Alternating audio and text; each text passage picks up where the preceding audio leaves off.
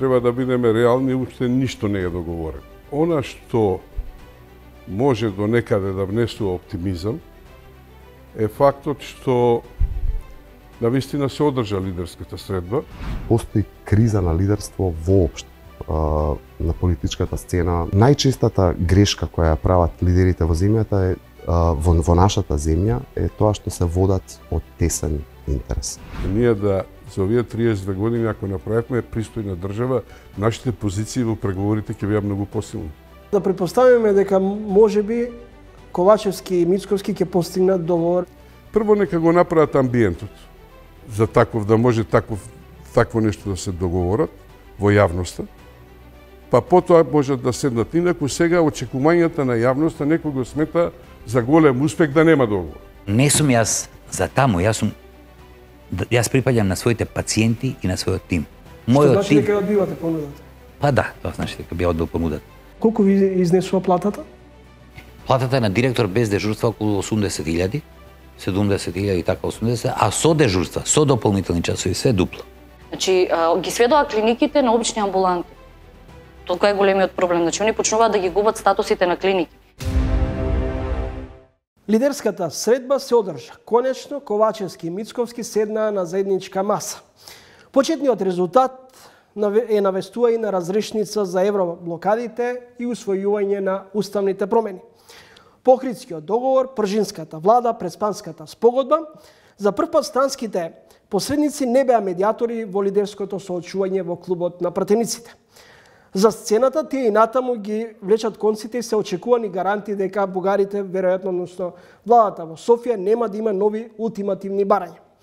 После секоја разрешница на политичките кризи, вообичаено досега барем победуваше на изборите опозицијата.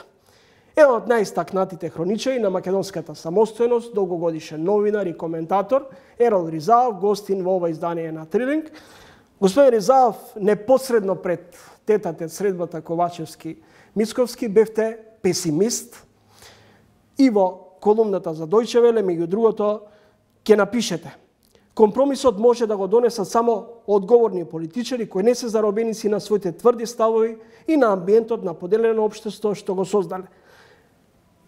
3 дена после лидерската средба, дали сте денеска оптимист или резервиран песимист? Не можам да ја дам точната квалификација, меѓутоа треба да бидеме реални, уште ништо не е договорено.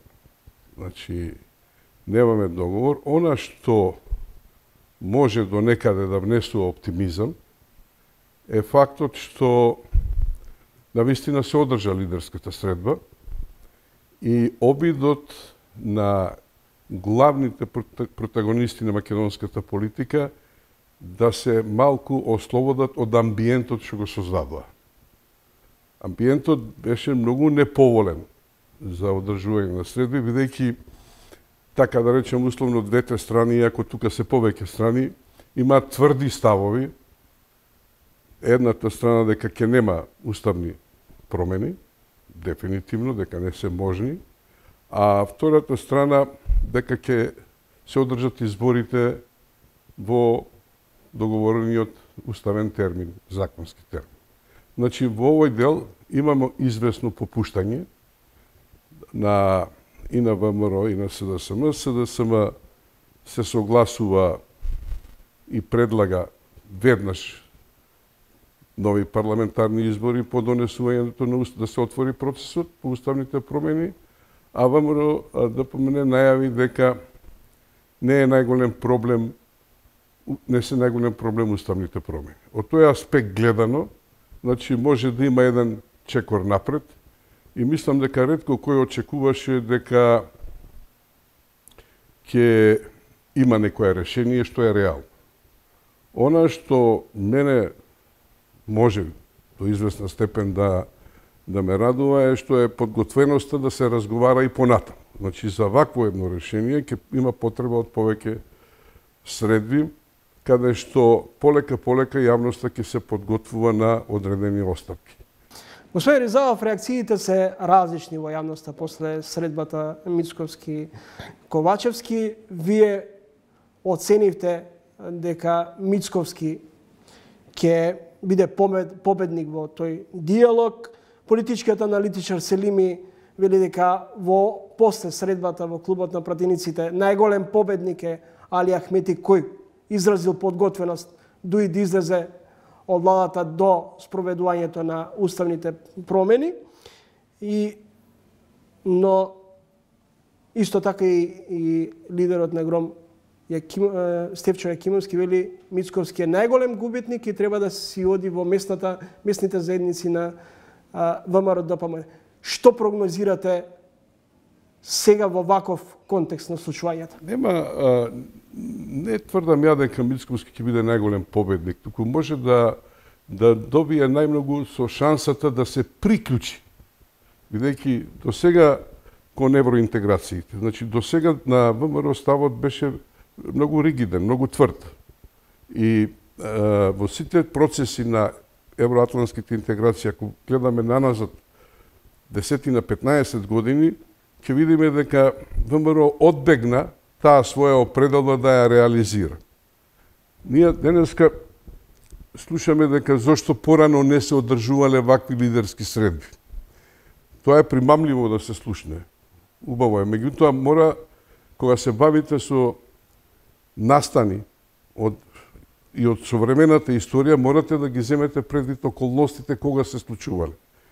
За време на периодот на Никола Груевски, исто така имаше обиди за разговори со еден период со Папандреу, па со Мицотакис, со Караманлис, и тие никогаш не завршуваа со некаква средба или со некаков договор, а секогаш добивавме полоши шанси од претходните. Така да и од тој аспект ја не гледам, него гледам една добра позиција на Мицковски овие непопуларни одлуки да ги препушти на власта, за да има своја позиција во наредните избори. Меѓутоа, тоа не го прави и проблемот е сериозен, значи нема уште решение. Не можеме да тврдиме ние дека сега ќе се донесат уставните промени, ниту пак нешто дека ќе се, не знам, драматично промени. Она што мене ме изненади, а верувам и вас и поголем дел од јавноста, е настапот на Ковачевски. Ја не очекував толку политички прагматизам и толку остапки од самиот старт, толкава подготвеност на компромис. Значи, оно што го слушнавме од изјавите, понудата од 5 министерски места, од нов состав на владата, дури и она што Дуи го најави да остапи од владата, да излезе од владата што го бара ВМРО.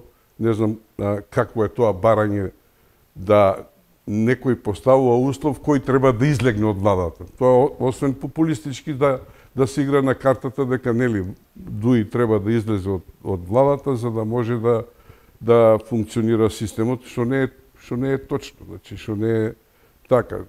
Такви ултиматуми веројатно се во делот на играта одеднаш да не се попушти.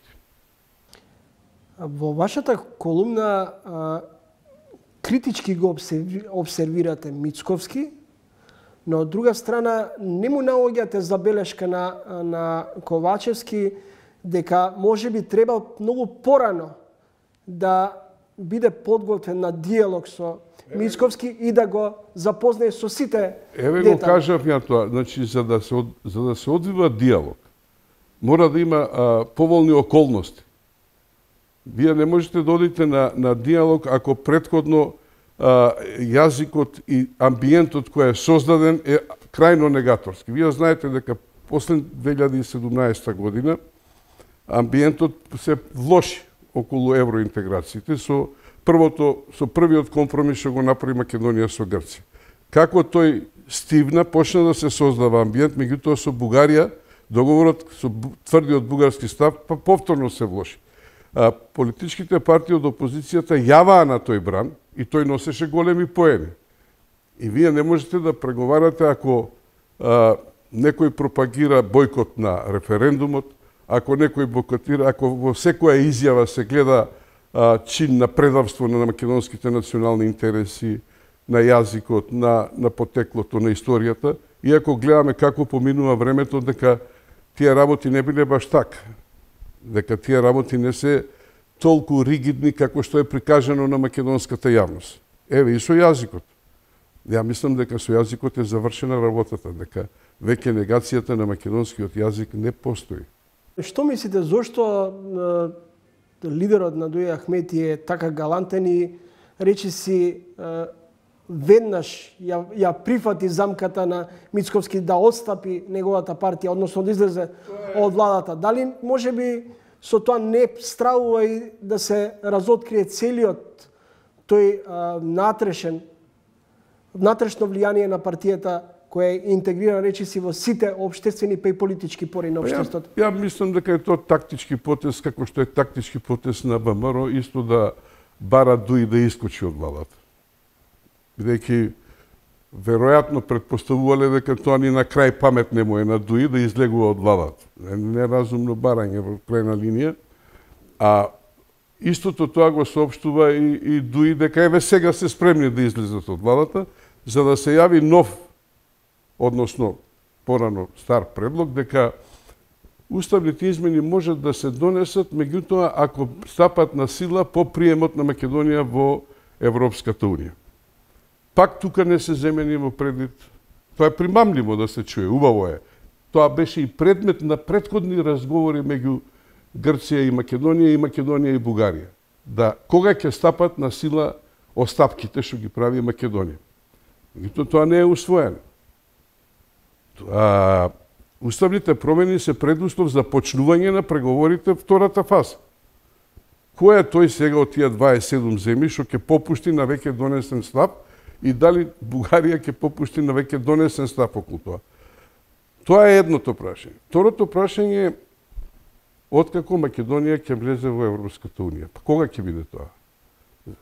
Во најоптимален случај за 7 години, по-реален би бил се ако тече добро 10 години. Па како ќе размислуваат тие генерации кои после 10 години ќе управуваат со Македонија или кои ќе бидат во Европа, колку промени ќе настанат во тој период, за да некој сега ги активира уставните промени после 10 или 12 години. И трето многу важно прашање, можеби ако напредуваат демократските процеси во Македонија, ако ние станеме членка на Европската Унија, идните генерации ќе направат нешто што е многу реално да се случи, а тоа е да промените во Уставот одат кон целосно граѓанско општество. Но господин Ризав, со категоричниот став на ВМРО-ДПМН подготвени сме да влеземе во владата со СДСМ, но без Дуј се отпаѓа идејата за широка влада со главен приоритет решавање, односно реализација на европската агенда. Да, ама таму има уште една, така да речем, мамка, да. Да, уставните измени стапат на сила по влезот во Европска унија. Тоа никој нема да го припати. А без тоа нема да почнат преговорите. Каква е таа влада што ќе правиме од широк национален консензус, која нема да направи преговори? Која нема да ги почне, која ќе ги запре уствари преговори? Помалку ќе бидам циничен, па и ќе речам, еве да претпоставиме дека ВМРО-ДПМН и СДСМ ќе формираат влада и Министерството за транспорт и врски ќе му припадне на Владо Мисајловски од ВМРО-ДПМН. И ќе треба да се соочи со договорот Бехтел Енка кои треба да ги градат коридорите 8 и 10Д. Има многу такви работи, само мислам дека нема да биде и тоа многу стрекно решение таква една коалиција, иако многу луѓе ја посакуваат. СДСМ и ВМРО да направат коалиција и ќе имаат 80 пратеници и ќе решат многу проблеми. Тоа брзо ќе се претвори во нешто сосема друга реакција во државата, ќе имаме меѓуетнички проблеми. Европската унија ја прими Бугарија, а беше во тој момент најкорумпирана држава. Тоа е познато. Денес е најсиромашна членка на Европа. Ама имаат и бугарите големи остапки направени, гледано од нивниот аспект. Например, ние немаме територијални отстапки како што имаше во Хрватска и Словенија. Сите држави ги поминуваат таа транзиција додека влезат. Но факт е, што го потврдија и хрватите многу, дека за време на преговорите, кандидатите ги најмногу добиваат. Најмногу проблеми се решаваат за време на преговорите. И затоа е потребен тој консензус после изгласувањето на уставните промени. Господин Ризалов, да предпоставиме дека можеби Ковачевски и Мицковски ќе постигнат договор за формирање заедничка влада. Дали со тоа ќе биде можеби потиснат? Ќе биде потисната ароганцијата на времето на Прво нека го направат на Ахмети. Да. Прво нека го направат амбиентот за таков, да може такво нешто да се договорат во јавноста. Па потоа можат да седнат. Инаку сега очекувањата на јавноста некој го смета за голем успех да нема договор. Имат многу луѓе што мислат така. Никакво остапување, тоа е договор под диктат и нема договор. Дали е тоа успех? У крајна линија за стратегиските цели. Мислам, за да се постигне таков договор, ќе треба луѓето, поголем дел од јавноста, да се убедат дека е тоа добро за Македонија. А ако не зборуваат политичките лидери дека е тоа добро за Македонија, како ќе постигнат договор? Ајде да диалогот Ковачевски-Мицковски да го гледаме од еден регионален аспект. Ако успеа ГЕРБ и продолжуваме со промените, односно Борисов и Петков да си подадат рака, главните лути политички противници да создадат заедничка влада, зашто Ковачевски, Мицковски не би можеле. Та колку избори им треба на бугарите? 6 пати идат на избори за 2 години. Видите каква политичка криза се направи во Бугарија. Видите колку Бугарија изгуби од угледот во Европа. Не може да се ги следат работи. Иако таму има умни луѓе, исто политичари кои знаат што е во интерес на државата. Меѓутоа, кога ќе почнете вие да пропагират, она што им се чини на политичарите денеска добро да го кажат и да пропагираат, да излегнат пред медиумите и пред јавноста, после неизвестно време станува лошо. Лоша проценка. И сега вие не можете тоа да го вратите како електричен шпоред, да го исклучите. Кај јавноста тоа е веќе примено. Јавноста очекува дека ти нема да донесеш уставни промени. И сега како он одеднаш треба да се повлече. Значи, треба да работат на амбиент. Следите тренинг, гостин во емисијата Ерол Ризалов, долгогодишен новинар, хроничар на клучните настани од осамостојањето па до денеска. Господин Ризалов, колку неказнивоста, неодговорноста, потврлањето на институциите создава фрустрација кај граѓаните, апатија. Тоа е главниот проблем. Тоа е суштината. Ние за овие 32 години, ако направивме пристојна држава, нашите позиции во преговорите ќе бидат многу посилни. Ние уште размислуваме дека Европа и НАТО не принудуваат да влеземе. Не. Ние сакаме да влеземе. Кога негде сакате да влезете, има правила. Ако вашите позиции во економијата, во демократијата, во екологијата, во здравството, во образованието се добри, вие не морате да прифаќате одредени услови. Јас сум приврзаник на една максима која е точна, јас сум ја проверил, дека на Европа секогаш можете да ја кажете не, ако имате подобро решение. Дали ние нудиме подобри решенија од тие што ги бара Европа од нас? Не зборувам само за овие проблемите со соседите. Зборувам за целокупните проблеми. Еве што го спомнувате вие, владење на правото, неказнивоста, ова што сега ни се случува со судски совест, воопшто во целиот правосуден систем. Еве имаме некој напредок во медиумите голем, да речеме од 128 место дојдовме на 38 место. Меѓутоа не сме задоволни и со право. Економската зависност на медиумите и другите состојби во медиумите што се во делот на професионализмот, на етиката, на кодексот, уште се далеку под тона. Ние уште немаме ни еден медиум во Македонија кој може самостојно, независно со честна работа да опстане на пазарот. Мора да иде на груба комерцијализација, на програми кои девастираат, кои се под нивото дури и на гледачката публика. Господин Ризаов, ако во претходните извештаи на меѓународната заедница бевме оквалификувани како заробена држава, хибриден режим, како денеска би ја оцениле состојбата? Како денеска можам да оценам 11 години на режим. Не може да се прерипнат со еден миг. Меѓутоа не може и по 6 години Груевски да биде не, апсолутно. Апсолутно сте во право и тоа е точно. Меѓутоа процесите што се одвиваат од 2017 до сега се многу поразлични од процесите од 2006 до 2017. Тоа исто така треба да се земе во предвид. Криминалот е присутен, корупцијата е присутна, непотизмот е присутен. Присутни се злоупотребите на позицијата на државата, на власта. Се е тоа присутно. Меѓутоа, делот на јавното жигосување и последиците што се случуваат после откривањето на настаните се поинак. Порано се одбиваа со ароганција и со сила и со страф. Во Македонија веќе нема страф. Нема страф, нема што да се плашите. Ние можеме сега што сакаме да кажеме и како да го кажеме. Меѓутоа, тоа нема да имаме некои последици. За време на тој режим, луѓето внимаваа што зборуваат и како зборуваат, и тоа беше, на крај се покаже многу оправдано, иако мислевме дека е тоа застрашување, се виде со прислушкувањето на илјадници и илјадници луѓе.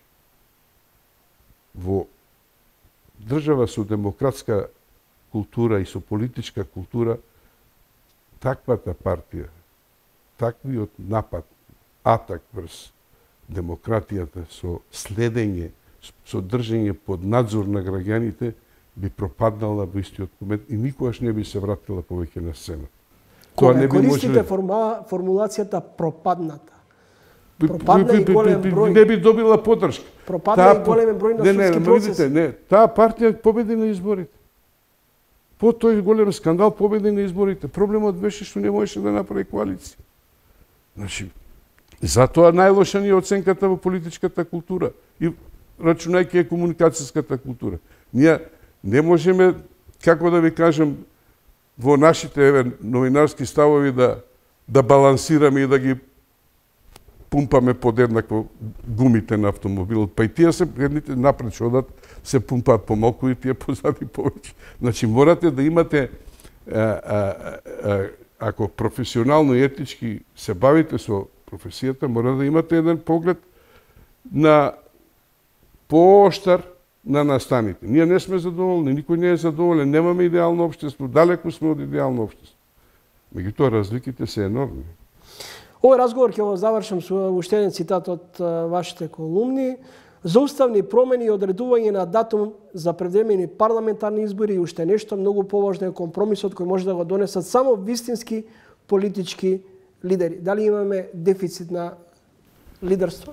Апсолутно во цел свет. Во цел свет, можете да замислите како е на Балканот и во овие несозреани демократски држави.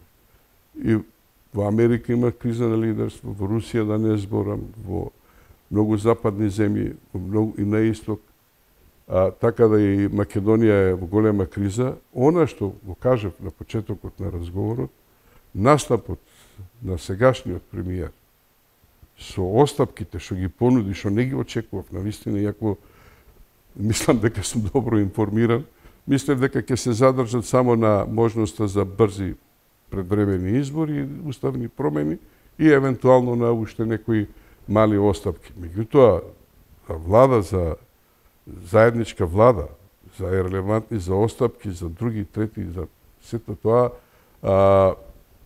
е еден голем чекор напред во делот на амбиентот.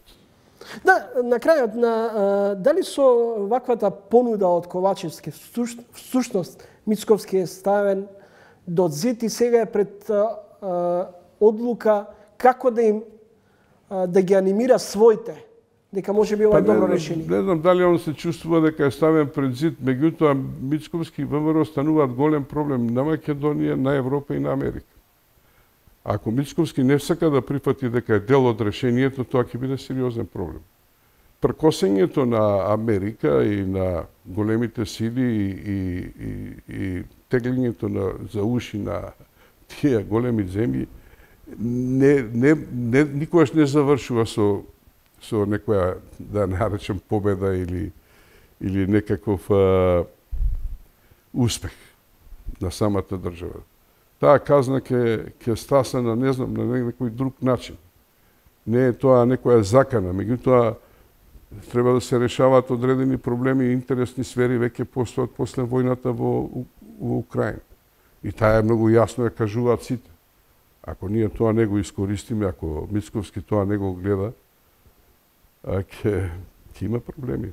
Тоа он е ставен до зид, меѓутоа дали он го гледа тој зид, не знам, не сум сигурен. Господин Ризал, ви благодарам за гостувањето во емисијата. Ви благодарам и на вас. Ја изврши првата трансплантација на срце во 2020 година и од тогаш до денес се реализираше 8 пресадување на срце со неговиот тим во клиничкиот центар Мајка Тереза. Денове министерот донесе одлука дека не одговарал на потребите на клиниката за кардиохирургија, направил грешки, спиел на работа, а и дежурал без оправдување. На почеток, колку време ви требаше како човек кој го предводеше тимот, да го формирате тимот за трансплантација на срце? Видете вака, тимот за трансплантација на срце е истиот тим кој што е тим за кардиохируршки интервенции. Тоа е млад тим кој што јас го градам, го усовршувам, го праќам секаде буквално каде што можам да има овозвржам надвор, да видат и да поработат и повторно да се вратат тука, а ние овде да ги следиме светските трендови и да правиме state of art процедури. Значи, 8 години откако е формирана државната кардиохирургија. 8 години требаше да се дојде до тој степен, иако одреден број од моите колеги постари се веќе дојде на тој степен, другите се уште ги градиме. На вистина да се изгради прав кардиохирург или кардиоанестезиолог, после специализацијата од 6 години треба уште 10 години интензивна, макотрпна и сериозна работа. Професор Јовев, не сте добар за директор на клиниката за кардиохирургија, но би можеле одлично да одговорите на предизвикот да бидете национален координатор национален советник за кардиохирургија во кабинетот на министерот за здравство. Дали сте стапиле во контакт, дали сте имале средба со министерот? Јас дури сега имав средба скоро вчера со министерот после толку време, нели? Откако беше, нели, откако ја бев слушнал таа понуда од медиумите, понуда да бидам советник. Тој што е за волја на вистината вчера каже дека да, јас професорот го познавам, професорот е извонреден стручњак, меѓутоа не е добар менаџер. И сега човек што не е добар менаџер, што ќе донесе опрема која што нема никаде во регионот, последната опрема вредеше безмалку 2 милиони евра, што е директно дојдена не преку клиниката, преку Светска банка, донации едно друго, клиника која што нема од опрема, нели? Која што не вовела од процедури, од операции, од технолошки моменти се во последниве неколку години, а не се работи за чиста операција, чиста медицинска наука. Зашто се работи? Се работи за менеджмент. Со други зборови, не можеме да кажеме дека јас не сум менаџер или дека не спијам или дека спијам на работа. Меѓутоа, и во тој правец, оглед на тоа што настана безпотребен конфликт, со министерот на некој начин во оваа средба се разбравме дека не се работи за тоа, дека сепак се работи за тоа дека има некои ситни пропусти во работењето, во смисол на дежурства без дозвола, во смисол на не доволно редовно откуцување на моите вработени при работата, нели? Дали тие ситни пропусти се доволен аргумент за ваше разрешување? Видите, формално правно можеби, меѓутоа реално не. Пазете, ние секогаш бараме дозвола. Пазите, и тоа е можеби нелогично, ама тоа е во законот. Бараме дозвола од Министерството за здравство годинава да дежурат докторите, вклучувајќи го и директорот како менаџер. Кога директорот како менаџер дежура? Кога нема доволно луѓе. кај нас е случајот ем што нема доволно луѓе, ем што сум јас навистина најстар и треба да ги покривам своите помлади колеги кои што се фантастични и ќе пораснат фантастично. Значи ќе има Македонија одишта кардиохирургија во далечна иднина, но јас се уште сум им потребен. И сега пазете, во јануар барате од министер, Евела не беше тоа од претходниот министер, барате дозвола да дежурате. Министерството е презафатено, сите бараат, милион работи има и ја добивате во април или во март. Обично добиваме, ја бараме до 10 јануар, ја добиваме крај на март, почеток на април. Во тој период да не дежураме, да изумре се што ќе дојде до нас. Моите луѓе работат 24/7. Јас ги молам да останат подолго за да се работи. Немаме доволно луѓе. Ние бараме луѓе, никако Министерството за здравство секогаш ти дозволуваше, Министерството за финансии секогаш велеше чекајте, немаме, не можеме толку луѓе, дај да биде на договор на дело и цело време се препираме со капацитетот финансиски на државата и реалниот наш капацитет и ние имаме помалку луѓе, најмалку 40%. Значи 40% помалку од тоа што ни требаат луѓе. И сега, овие луѓе работат, овие луѓе се жртвуваат. Овие луѓе не можете да ги платите, дополнителни часови вака, онака ќе се додадат. И сега тој се куца са бајле 8, се оди вечер у 12, системот не го регистрира тоа. Се куца у 8, са бајле отишол, имало 2 хитни. Се куцал, значи системот не може ни да го разбере тоа што го прави тој што многу работи. Господин Јовев, помалку ќе бидам можеби вулгарен, но директно ќе ја прашам. Колку ви изнесува платата? Платата на директор без дежурства околу 80.000. 70.000 и така 80, а со дежурства, со дополнителни часови, се дупло. За дополнителните дежурства, за кои ви забележува министерот, колку имате земено? Уште толку, уште една плата. Не само дежурства, покривање. Јас месец дена сум на 24/7. Затоа што се колегите помлади. Имам двајца одлични колеги кардиохирурзи кои што се по 15 дена и јас сум како над нив кој што ги покривам и нив. Ќе прифатите понудата од министерот? Јас бев многу благодарен и ние се слушавме и видовме на кратко и ние се познаваме добро и мислам дека некако полека како да се амортизираше целата работа, еве да речам дека има грешки од обете страни, но сега ќе ви кажам и уште нешто по тоа. Но не сум јас за таму, јас припаѓам на своите пациенти и на својот тим. Што значи дека одбивате понудата? Па да, тоа значи дека би одбил понудата. Да. Сега од друга страна, секако дека ќе останам да оперирам, секако дека искрено се надевам дека ќе се преиначи истата и така натаму, но во моментот стојат работите така, едноставно е. Велите ќе сочекам министерот да ја преиспита одлуката за моето разрешување, во спротивно ако не ме врати на директорската позиција ќе го тужам, но во исто време на пресконференцијата рековте не си заминувам од клиниката за кардиохирургија, со мене ако заминам ќе си замине целиот тим. Да, тоа е тоа што се однесува до тимот. Што се однесува до тужење е следново. Пазите, вие имате разрешување заради тоа и тоа, нели? Јас не сакам да влезам во правни разврски, меѓутоа вие морате да кажете, чекајте, јас сум разрешен заради ова, јас сметам дека, нели, сум во право и така натаму.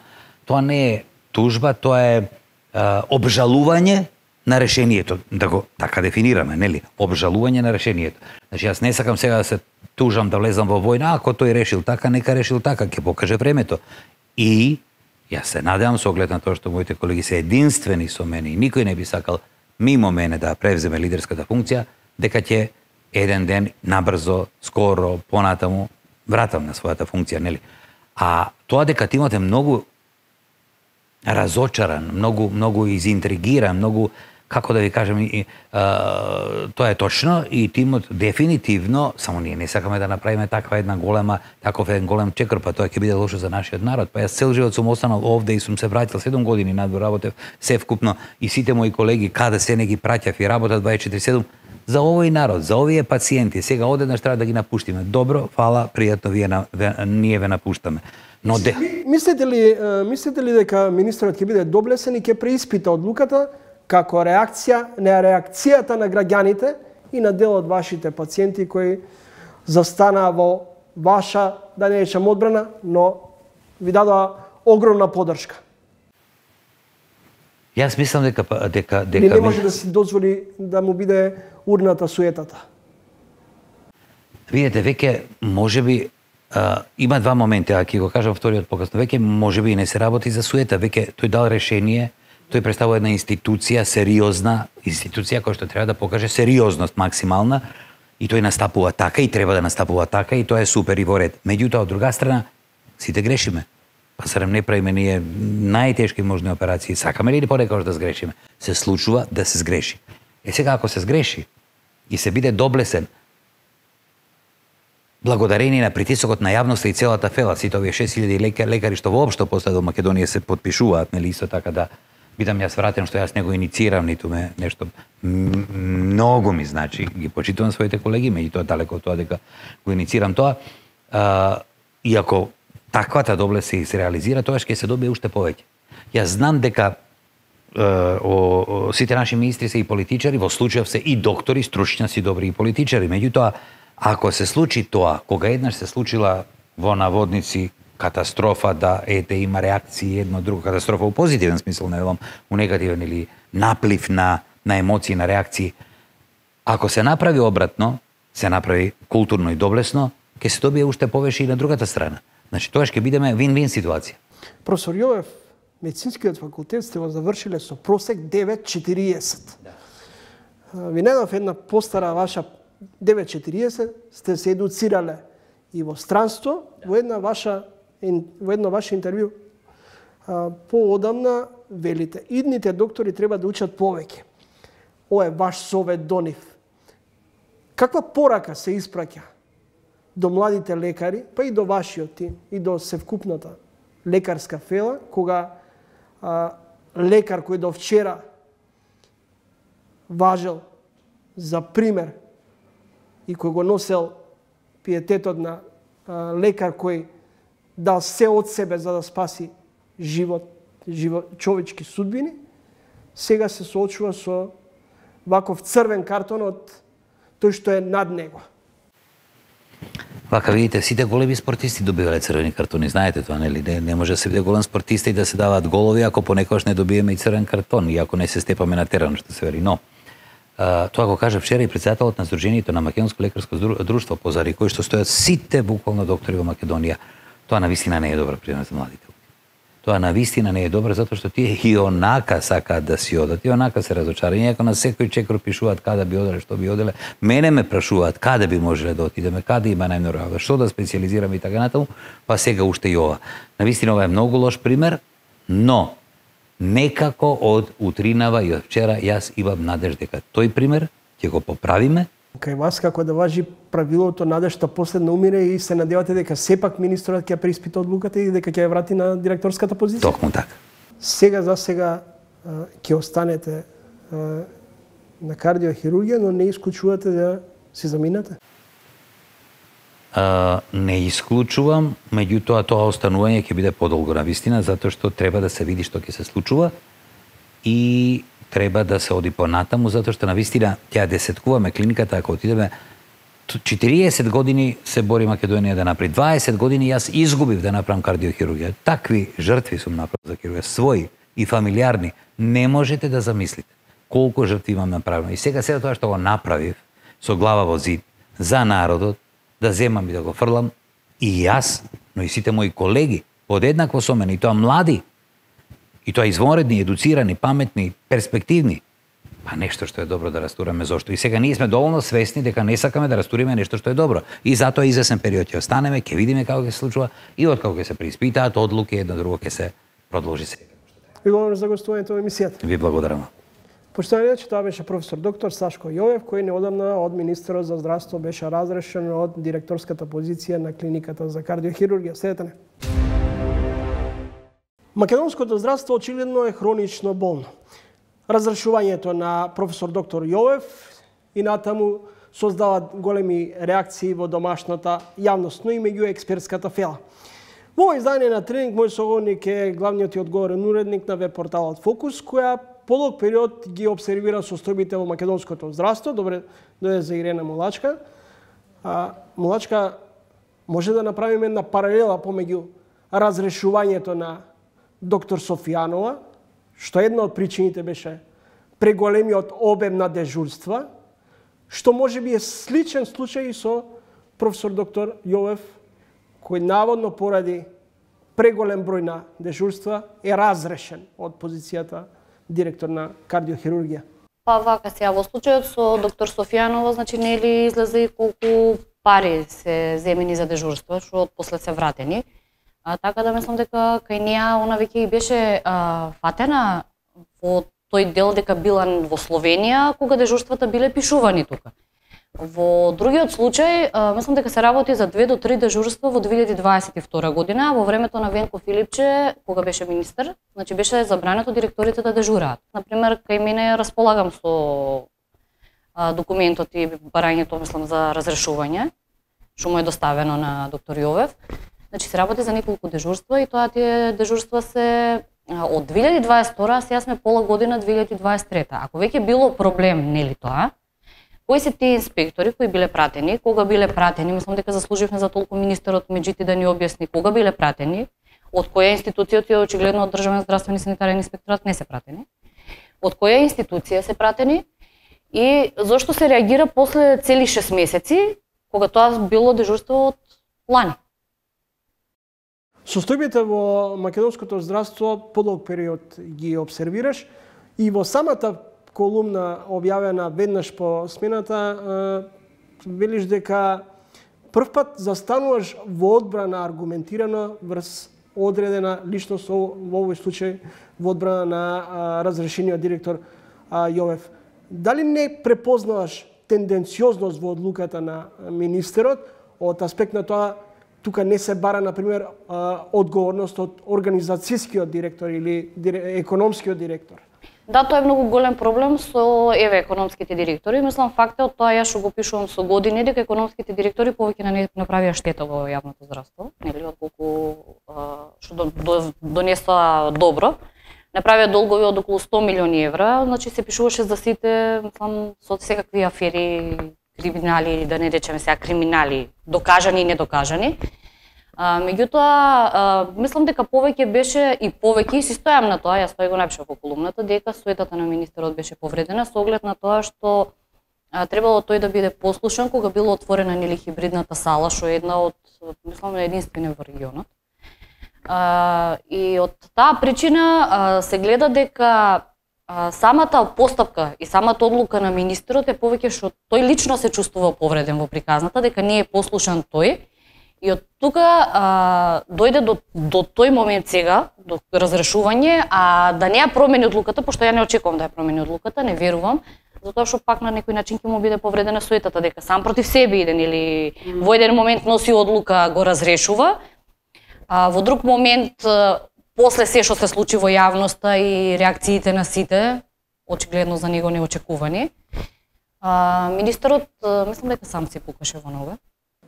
Мулачка, во колумната меѓу другото пишеш министерот, па и самата владеачка партија СДСМ се свесни дека разрешувањето на професор Јовев ги брка од јавното здравство и ретко добрите лекари кои останаа на скопските клиники, зарем не се свесни дека приватната болница на Орсе Камчев ги чека со отворени врати, широко срце и длабоки џепови. Зарем целта е да се доуништи така распаднатото јавно здравство? Значи, ги сведоа клиниките на обични амбуланти. Тоа е големиот проблем. Значи, они почнуваат да ги губат статусите на клиники. И сега, кога ти веќе на овој начин ги третираш твоите хирурзи, зашто очекуваш дека некој друг нема тоа да го плюс им дава плати за разлика од тука тродупли? Со драго срце секој би отишол, мислам, на крај крајва, треба да ги цениш тие хирурзи, да не се разбереме погрешно. Ја не сум ако директорот или било кој правил финансиски злоупотреби дека не треба да биде разрешен. Тама работа, значи, ама во ситуацијата немаш ни потврда, самиот министер беше на брифинг со новинарите вчера. Ништо, тоа единствено несогласување околу плаќањето за дежурствата. Значи, тоа беше главната поента на целиот брифинг.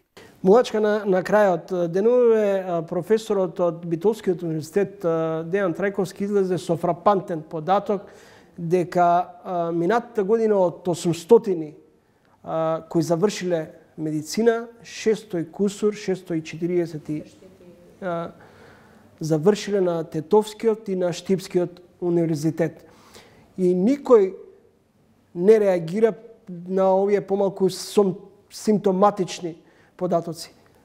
Верувате ли дека овој кадар кој излегува со диплома од Тетовскиот, па и од Штипскиот, е квалитетен? Уопште. Не верувам за тоа што за штанца. Да, дипломи дека се штанца, тоа гарантирам, мислам за тоа имам пишувано текстови, тоа не е нешто ново. Дека се штанца, дека Штипскиот универзитет мислам е и познат по тоа. Значи, според мене од тоа, јас што ги знам барем лекарите или хирурзите, професорите кои се на медицинскиот, тука може да се издвојат стварно, мислам, еминентни професори. И сега тоа што некој не им дозволува или да си ја вршат работата како што треба, тоа е веќе друга работа, али дека се согласувам скроз со професорот Дејан Трајковски, да, и мислам дека таму не излегува. Сега честно исклучоци, ама дека излегува квалитетен и дека тие сите 600 дипломи утре ќе дојде некој нели ќе бидат сите добри лекари, не верувам. Каков епилог очекувате од случувањето, односно разрешувањето на Јовев од директорската позиција?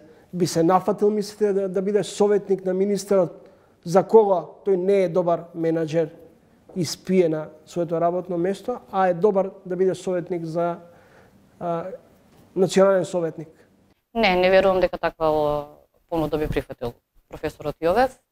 Мислам дека неговата работа е да биде кардиохирург, тоа добро го работи, тој самиот си го потенцира дека ја создал таа кардиохирургија, нели, и дека ќе се потруди да си го задржи директорското место. Сега директорското, кога ќе кажам директорското, мене ме потсеќа нели сакат функција, моќи, не знам што, али они валде ја чувствува кардиохирургијата како место кое тој го основа, па мислам дека од таа причина така ги.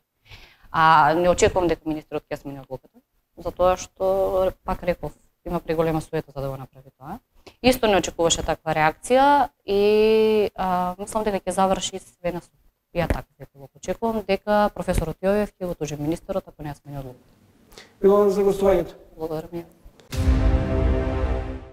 За бенефитите да живееш и работиш надвор од Македонија, за предизвикот да се вратиш во земјава и активно да учествуваш во создавање и креирање на нови лидери. И за улогата што точно значи да се биде лидер. Вечерва во Трилинг разговарам со господинот Димитар Османли, предавач, консултант и предприемач.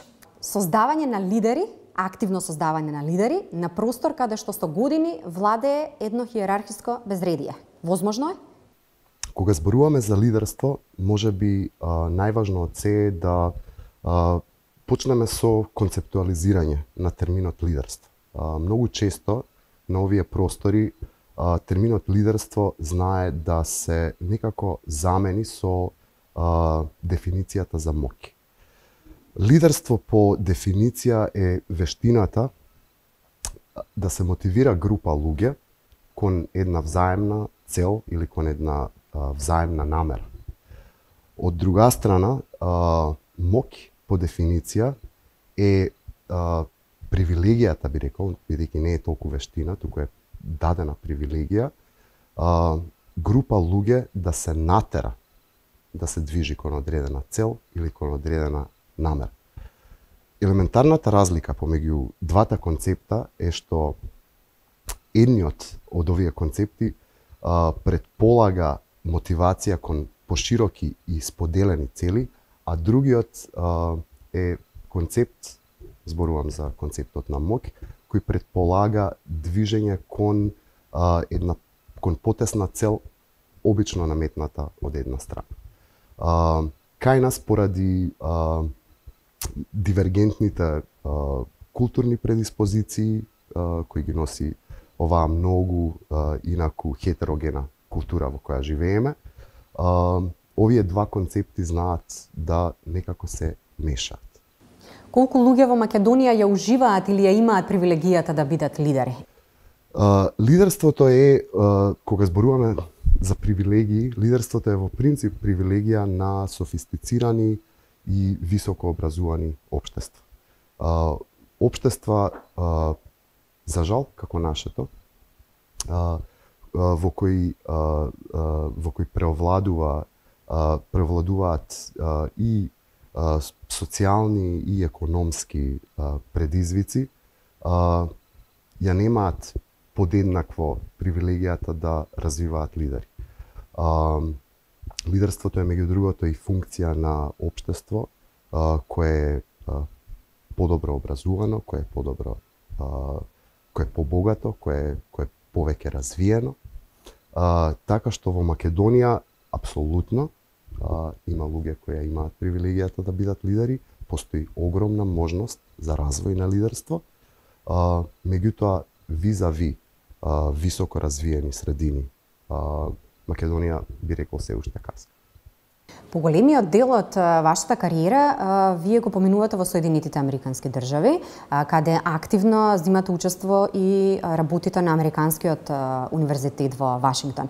Дали Америка ви помогна да станете самосвесни за улогата на лидер и од кого вие учевте кога станува збор за лидерството? Јас би рекол дека целото искуство кое го имам во домен на лидерство е едно хибридно искуство. И не би рекол дека само го стекнав само во Америка. Во Америка апсолутно ја имав можноста да се стекнам и со формална наобразба, исто така да развивам кариера и да поминам еден многу формативен период од животот таму. Меѓутоа, од друга страна, исто така, живеејќи во Македонија, растејќи во Македонија, растејќи во обкружувањето во кое и самиот растев, имајќи ја можност исто така да запознавам и некои прекрасни луѓе, што во професионален, што во социјален домен. Исто така беше фантастична школа за тоа што е лидерство. Релевантни луѓе стојат на позицијата лидер во нашата земја, особено на чело на оние компании? Понекогаш да, понекогаш не. И Кои се најчестите грешки што ги прават лидерите во земјава? Јас би рекол дека најчестата грешка која ја прават лидерите во земјата е во нашата земја е тоа што се водат од тесен интерес. Да се водиш од тесен интерес на крајот на денот е прилично кратковид. Бидејќи кога една визија, дали зборуваме за јавна сфера или зборуваме за приватен сектор, кога една визија не бидува добро споделена, дали зборуваме за колектив или зборуваме за пошироката средина, таа едноставно не се лепи, не останува. А каква е состојбата со лидери на политичката сцена во Македонија? Кога зборуваме за политичката сцена во Македонија, мислам дека е фер да кажеме дека постои криза на лидерство воопшто на политичката сцена, ако зборуваме и од глобален аспект. Значи, постои една универзална криза на лидерство и таа се должи на многу специфики. Јас би ја издвоил нормално Македонија, бидејќи има комплетно уникатни предиспозиции. Македонија е една хетерогена, многу дивергентна средина со различни културни норми, различни јазични норми, различни религиски норми. Тоа некако ги прави споделените вредности едноставно потешки за еден лидер.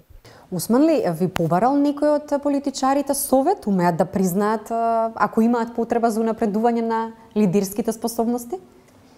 Апсолутно. Јас би рекол дека апсолутно постои желба да се и кај нашите политичари да се стекнат со лидерски вештини, континуирано да ги подобруваат сопствените лидерски вештини.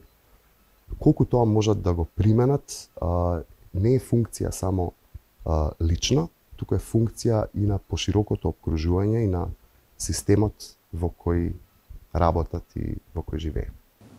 Кој владее со светот сега? Тоа е добро прашање.